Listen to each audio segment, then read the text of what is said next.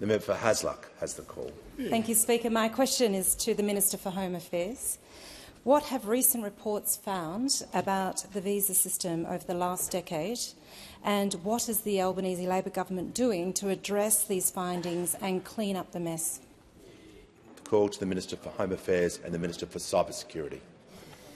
Thank you, Speaker, and could I thank the member for Hasluck for her question and for her brilliant advocacy of her local community.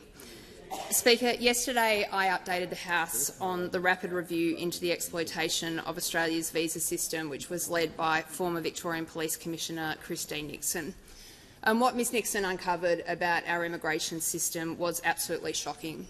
She found that systemic, abhorrent networks of sexual exploitation, human trafficking and other organised crime were being facilitated by breakdowns in our migration system. In fact, Ms Nixon's report says that things got so bad that organised crime gangs around the world were actually looking to Australia to come here and set up a practice because our immigration system made it easy for those gangs to abuse innocent people and traffic people into our country. And that is why the actions of the Australian government in response to this have been so broad and sweeping and significant. We have reorganised part of the entire Department of Home Affairs to make sure that we are better managing this system. We've dedicated $50 million to establish this new division, which will bring together different parts of government that can help us properly run the migration system. We've set up a permanent strike force that will rove around different parts of the immigration system and address the integrity problems we see. We've also established Operation Inglenook, something which brings together Australian Border Force and other parts of government, which is fighting abuses in the system. And as part of our response to the Nixon review, we have embedded that in the department and made it permanent.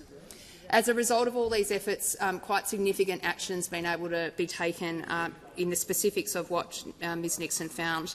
There have been deportations as a result of her work. We've turned a number of people around at the border.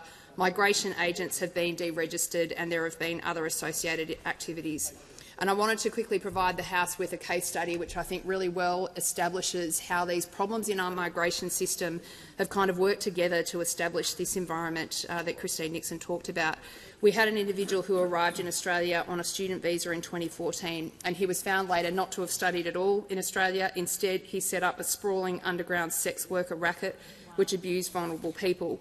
What's outrageous is that this person actually committed similar crimes in the UK. The Australian government found out about that and did not do anything about it.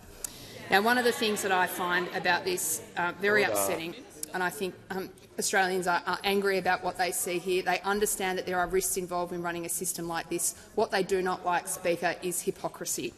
And what we saw was the opposition leader parade around the country saying that he was a tough guy on borders while organised criminals were coming in under his nose and exploiting people and abusing them. He is a fraud, he is a hypocrite, and he should apologise to Australians for the mess that he created on our borders.